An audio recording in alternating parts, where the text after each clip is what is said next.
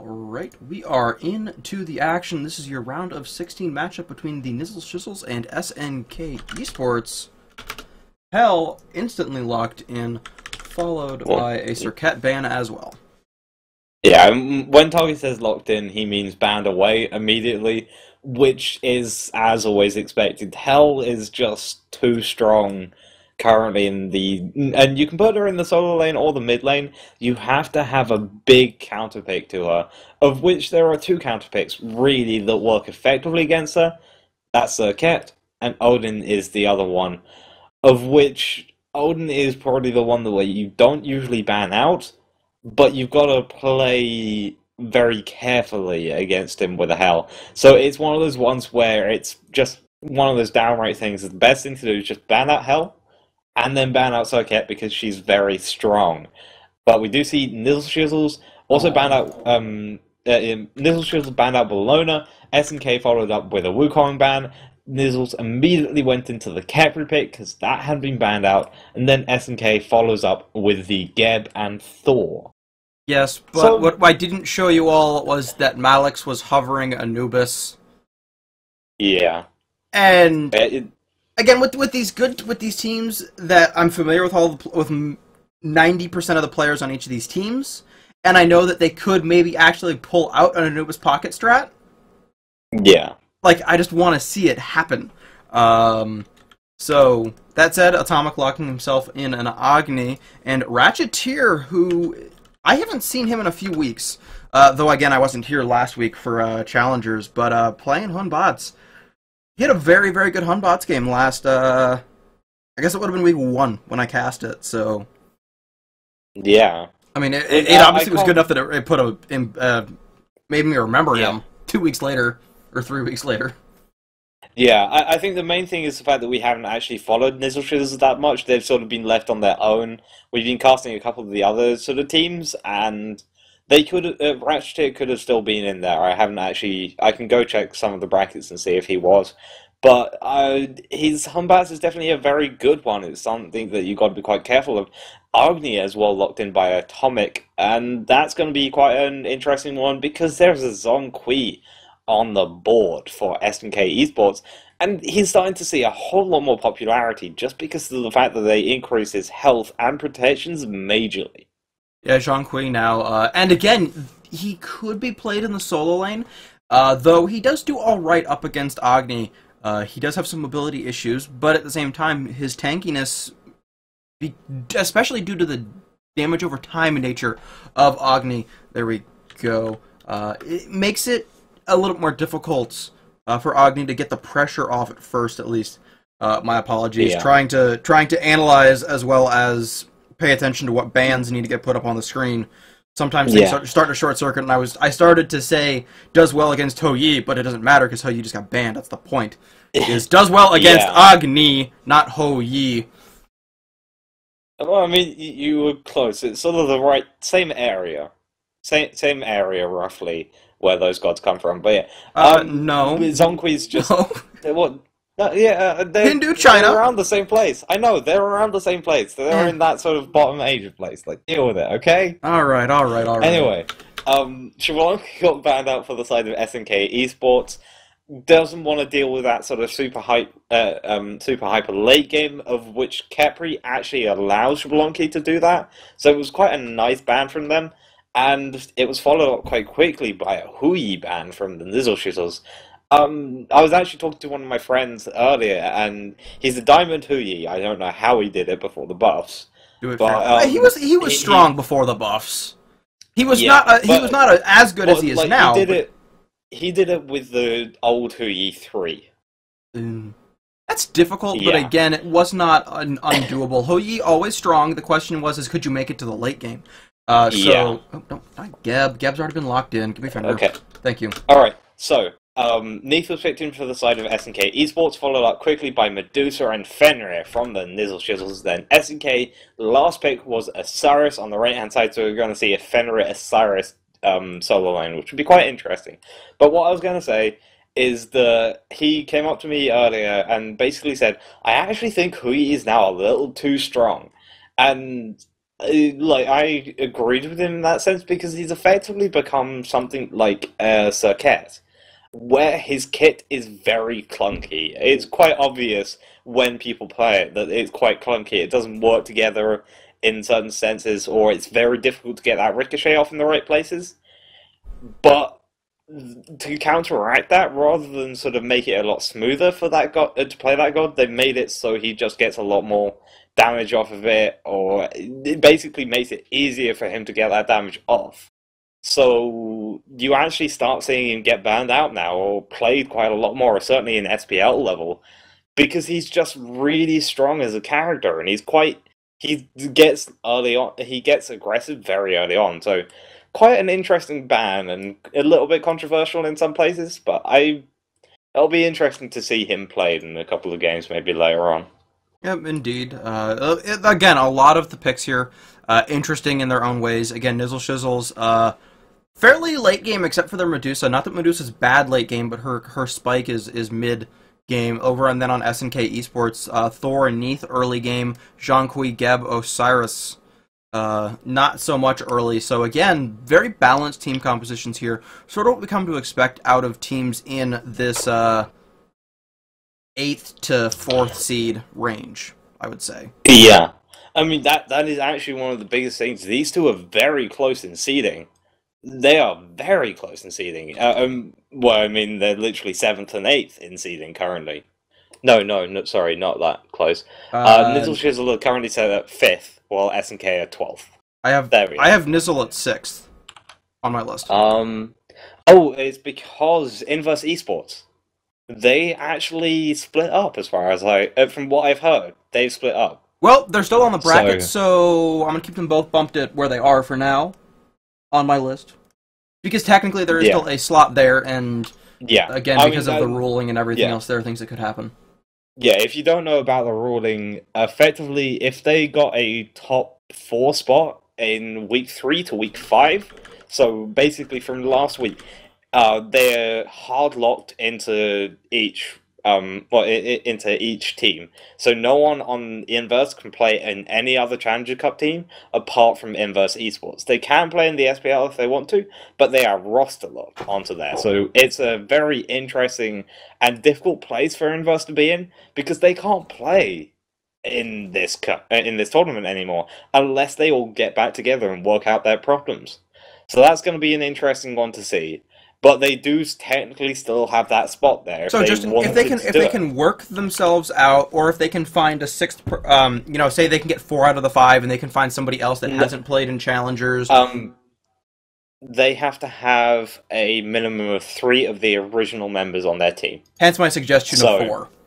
I also figure that way you're minimizing the likelihood of really drastically changing things.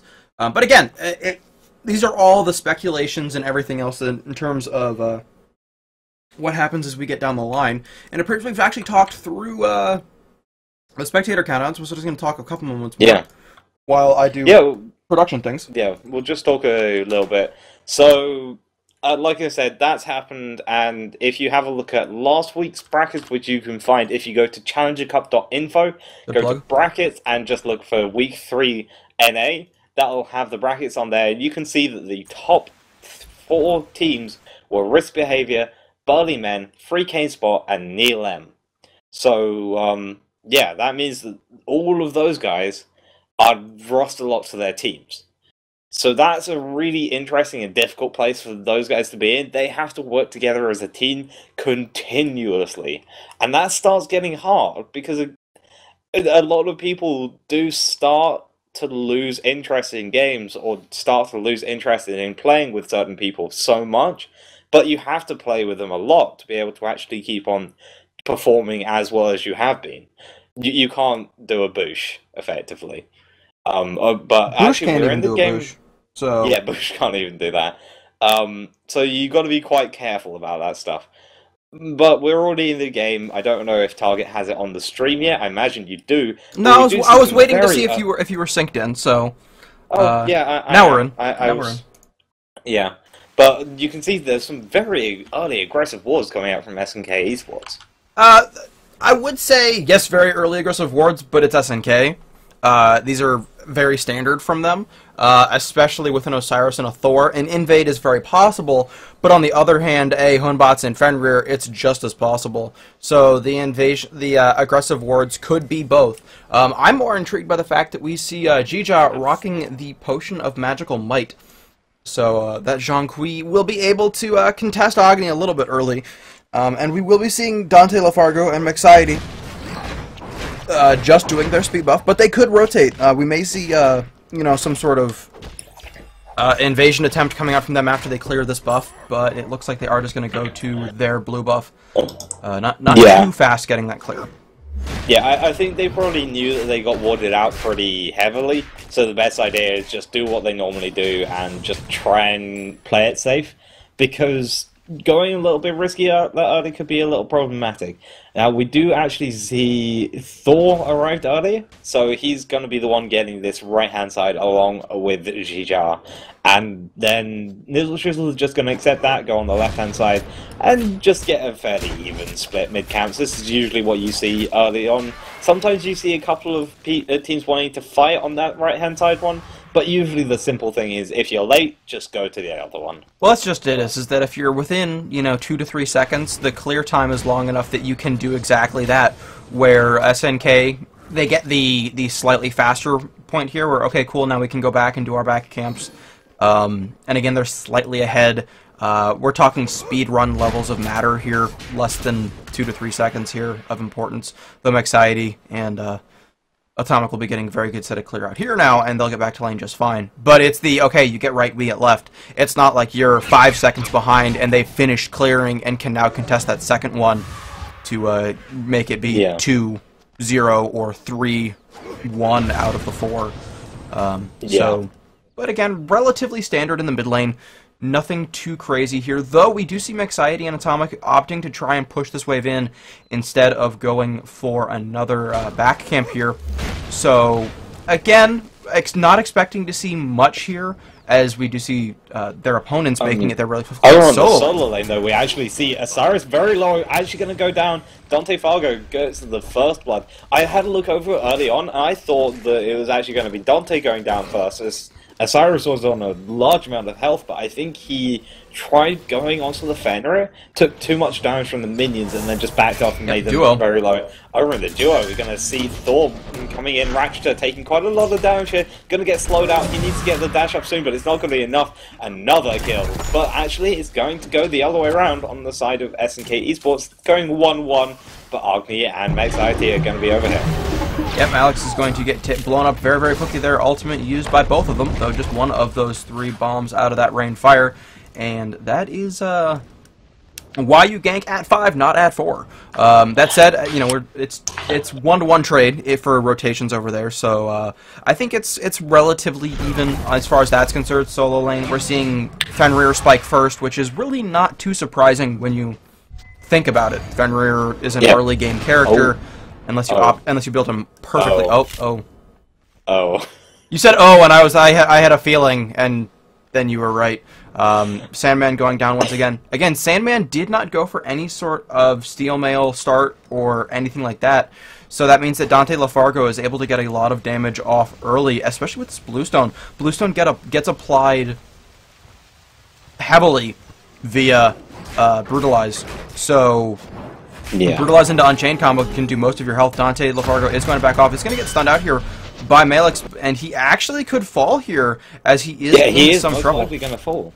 We do see Rachetier taking out JeeJa in the background. Thor going to go up into the ultimate, looking for DanteLeFargo. Neith going to finish it off, so he's just going to go on the mid camps. There is still a big fight going on the left-hand side, though. Fearno is getting slowed out by JeeJa, but this is a big, bad fight for SNK. He's going to get pulled in. The ultimate's going to come out. He's got to try and do stuff. He's really tanky, though. They actually can't deal enough damage to kill him. He should have gone back in there. Just going to get out on the background, and now Atomic's in the back line. Do they want to go back in on this? Rachetier is going to go down. Ultimate's forced down, and that's going to be him on quite a large amount of health. Not enough to live, though, hopefully. Thor just going to get rooted out. He may get out alive, because the gold Beautiful play by Atomic there. I was about to say that was a wasted ultimate, and there's no way that he should have used that. Complete misplay, you know, full negative analyst here of, you did that wrong. But no, actually, his team played that right. So very well played there by Nizzle Shizzles. Getting their support out, yes, his ultimate's on cooldown, but you're still ahead 4-2. And unless SNKesports are able to do the Gold Fury right now, or steal away all of these camps on this side, that was a very much engagement that went in favor of Nizzle Shizzles. So purple for purple, though, not too bad. The fact that JeeJa rotated all the way over can be a bit of a problem for them. Again, I would have liked to have seen him go back in, because again, as we said, his protections go through the roof when he uses his ultimate. So he could have gone in and provided some damage, and maybe gotten an actual set of kills off onto Rachetier and maybe Atomic as well, or Fearno. But again, just a good disengage by Nizzle Shizzles, and we're seeing an invade coming out from Mexiety. He will be taking away this attack, or not attack speed buff, just speed buff. Yeah, that's going to be a nice speed buff going to him. Hopefully, if SNK... Oh, wow. DayToRemeber got caught out on the left-hand lane, and Fearno and Rachetier blew him up. You got to be quite careful playing Neith. You can't go up too aggressive. We do see the Batz and Fenrir ultimate going to come out. Osiris going to use his ultimate, but there's Mexiety waiting already. Sandman does not have a chance again. 0-3 already in this lane. He's starting to get really far behind. He's going to need to get that Mystical Mail up very soon. Yeah, it's going to be very hard for him to get it up. But again, that's what may let him turn it around, unless Fenrir can get deep into his penetration items by then. So, brief tangential moment here. That artwork, the modeling that hi-rez did for the monkey sitting over Batz's head, beautiful. Yeah. Love it. It looks great. Shoutouts to hi-rez's art team. It's the little things there that just make this game so much better. And so we're going to see boots completed for pretty much everybody. Again, Neith actually just not getting her Transcendence online, only going to be about 20 stacks or so behind the Devourer's Gauntlet start that Medusa went. So, actually, DayToRemeber not that far behind, sitting at 1-1-1, although Thor is going up. This is a bad Gold Fury. Yeah, and they realize it's a very bad Gold Fury. I think they heard the Thor ultimate, but he's still got to go down. He's looking for Mexiety and Atomic. He finds both of them, but immediately has to TP out because he knows he was too far up there. There's no one going to be able to follow him up. As Zhong and Geb maybe could have. Again, it's the game of inches, where if you come around the corner a second too soon, you get hit in the face with the Batz's ultimate, even though it was down until just now. You come in a second too soon, you're able to get the stun off on somebody, get the kill. If you're a second too late, you're the one that dies. Again, that's just how close these two teams are, and it's that we're going to make the decision not to risk it. We're behind by 4 kills, though 3 of them are in the solo lane. We're just going to play this safe and play this smart. And that's really, I think, where SNK needs to come back is that they're behind by a kill in every lane, not solo. It's 3-2 outside of the solo lane right now. Yeah. So, okay, that's good. Maybe make it 4-2 if you consider that Batz was involved in a kill over in the solo lane. But again, that's easily, it's not that far behind.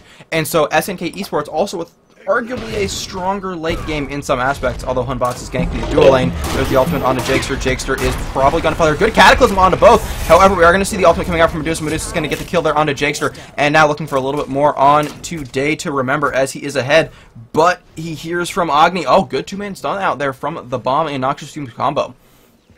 Yeah, that was a really good play by Fearno, actually. I will have to say props to him. He did an amazing setup of the ultimate followed by the Lacerate to make sure that the Geb stood still for a little bit longer so Mexiety could get set up with knowing where he had to jump to.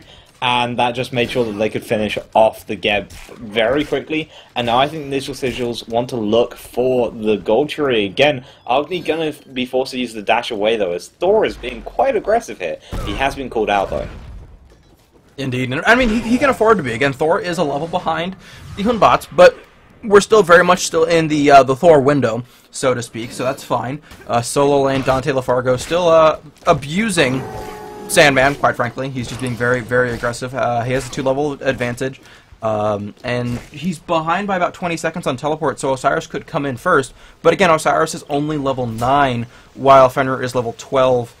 And Fenrir has also taken away every single blue buff except for the very first one. So, a lot of experience stolen away from Sandman there. which is making things very difficult. DanteLeFargo also sitting on 1,000 gold. One more wave should do the trick for him to get that Mystical Mile online, while Sandman is... he hasn't even started it, and only has 600 gold. Yeah. Dual he lane. has pretty much no gold. Your dual lane, we're going to see Fearno get it and finishing off DayToRemeber. Rachetier going to be forced to use the ultimate in the background. Fearno is going to get slowed by JeeJa. The ultimate is ready if he wants to. JeeJa is going to turn around and finish off the Rachetier with base attack. Batz ultimate going to come through. Geb is just going to deploy immediately. Fearno is on low health. The slow is going to come out from JeeJa. Mexiety going to blink it, going to jump in still. Malyx very low. Gonna fall down. Just didn't realize how much damage Atomic and Fearno are doing. The slow gonna come out, finishing off JeeJa though is Atomic with the Flame Wave. That's gonna be a double kill to him, and this is starting to get a little bit more snowbally for the Nizzle Shizzles. Yeah, we're going getting to a little see... bit more unfortunate. Dante walks over, starting up the Gold Fury here. He can do that. He's tanky enough. He's got the Seething Howl to provide him with at least some lifesteal, and this could be first Gold Fury of the game.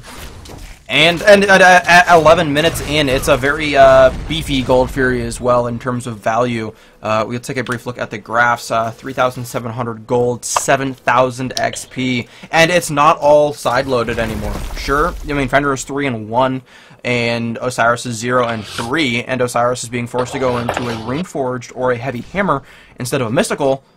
But yeah, this is interesting.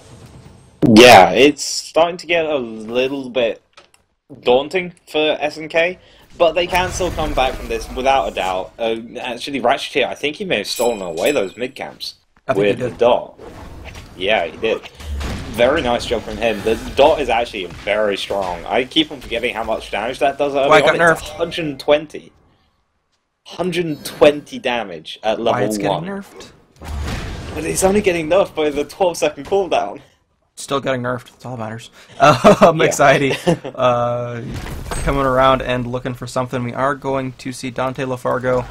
Again, I would say over-aggressing, but at this point, you can't really say that when he is 2 levels ahead of Sandman. Sandman's low. We are going to see Malyx going up into the air, and they don't even really care at this point. Hunbot's going to jump around a little bit. Thor's going to come down onto 2, but oh, look at that. Hunbot's ultimate right on top of him. He's going to be in a lot of trouble. Going to get popped out there. Is going to get the Cataclysm to try and save him. However, DanteLeFargo is going to kill him off. Good ultimate from Rachetier going to save one. Mexiety going to come back in. DanteLeFargo going to take off JeeJa, and now they're looking for a little bit more. Good knockback. Hello, Medusa. How are you doing? Jakester is going to fall to Mexiety, and that is a 3-4-none. And if this was not 12 minutes, that would be a Fire Giant. And if the Gold Fury was down, that would be a Gold Fury. I mean, that was, again, Fearno with an amazing lacerate, rooting Geb in place, and more importantly, get himself in the way.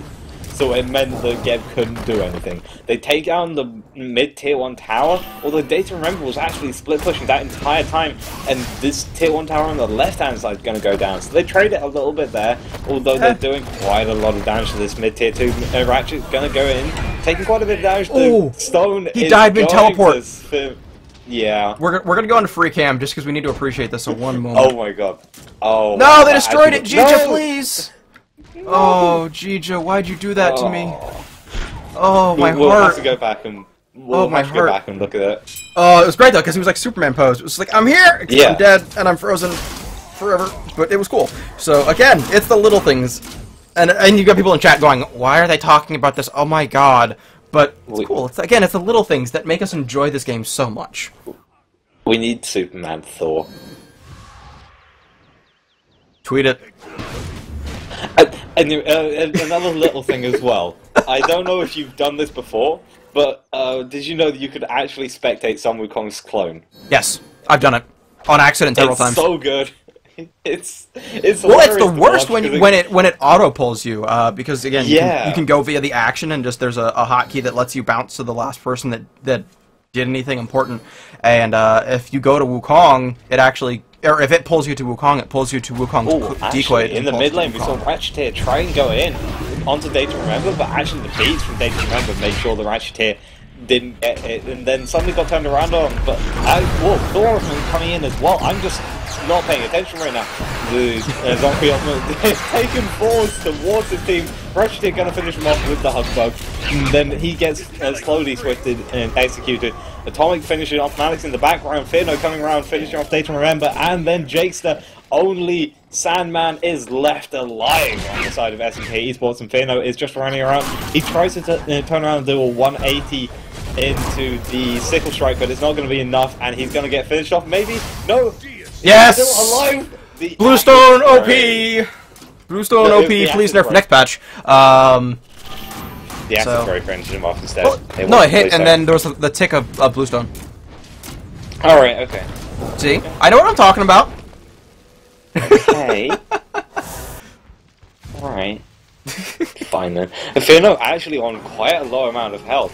Neith, oh, he walked over a ward. Oh. And then there's the ping of there's a ward over here. That's unfortunate. Yeah. That's also hilarious.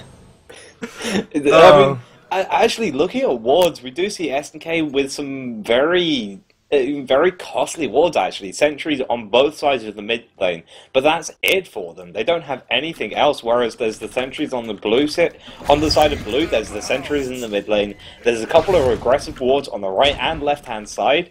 No passive wards, because they know they don't need them. They're so far ahead, they don't have to worry. We do see the Gold Fury respawning again, so that's ready to go in. If Nizzle Shizzles want to start it off, but SNK do have a fairly easy contention of this. Are they actually going to? They're going to start it up. All right. Well, while they start it up, I'm just going to point out really quickly that 5 minutes ago, this was a close game. This was a very, very close game 5 to 6 minutes ago. You know, at the 10-minute mark, it was 6-2. It was 4-2. You know, it wasn't that far ahead. And in the last couple minutes, it was Nizzle Shizzles going, okay, it's mid game. You ready? Okay, let's go. And they just went whole hog. Speaking of whole hog, Jakester forced to use the Cataclysm there, and Dante doesn't seem to care. He's a tanky Fenrir. He doesn't care about a Cataclysm. We are going to see 3 members from SNK coming in, though, and this could be very, very risky. Yes, it could be indeed. This is still doing it. Thor going to go off onto Dante. Not going to be able to do much damage, though. Malyx taking quite a bit of damage in the backline. It's going to be finished off pretty quickly. Get finished off by Fearno as well. Dante, it does have the Khepri ultimate on him, so immediately they're going to turn away from him. And Sandman going to be finished off. DayToRemeber is the only person left alive. Cancel that as Fearno finish him off. And the Gold Fury is probably going to go down in a rapid time. Indeed, it's got 5 members attacking it. They can blow this up very quickly. 9 seconds until Malyx respawns. This should be the dual lane tower as well. Khepri's full health. He can just stand there and tank it, no problem, especially as his shield will be applying. Nope, Fearno's going to tank it instead. Tower's low enough that I guess it doesn't matter too much, as they have plenty of gold to spend as well. Going to clear off that wave. Oh, look, there's a dead Neith. Hi, how's it going? We're sorry.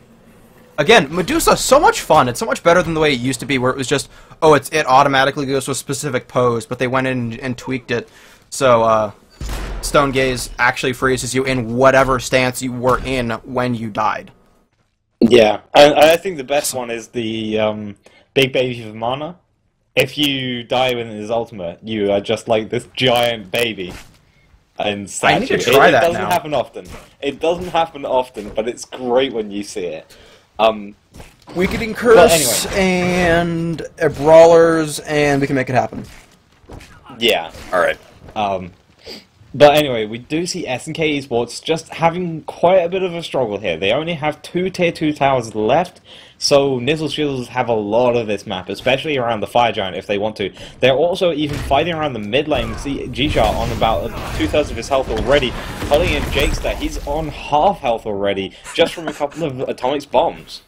Again, as we said, there's the damage, and then there's just how far ahead they are. Looking at Osiris, probably the biggest example of just how far behind SNK is. He's sitting on 2 items, and they're boots and a Runeforged hammer, which isn't even that expensive. I mean, it's not a cheap item, but it's not up there in terms of mystical or whatever else.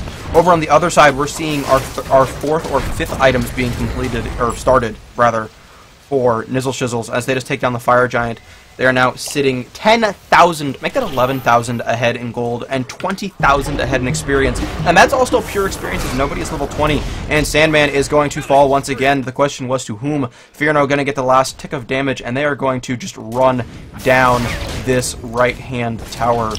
And there's not a whole lot that SNK can do about it right now, which is, again, unfortunate, because they had such a strong early game in terms of being able to hold things off. And Nizzle Shizzles have been able to run away with it. Yeah, I mean, this was actually one of the things that I thought, oh, actually, get capitalism with the ultimate from Thor, immediately going to be destroyed, though. Both of them, JeeJa going to be followed up pretty quickly. Rachetier does have his ultimate on him, and did have to go into that. DayToRemeber, very low, is going to get into the fountain, luckily, but this is going to be the Titan going down. SNK is going to lose this game as Nizzle Shizzles win it in just under the 20-minute mark, maybe? Nope. Oh, 1957. Just under. I was hoping you'd be wrong. No, I'm never wrong, man. And that should have been. There were at least 5 or 6 times where we saw the Khepri ultimate come out and save, and not just come out, but save someone.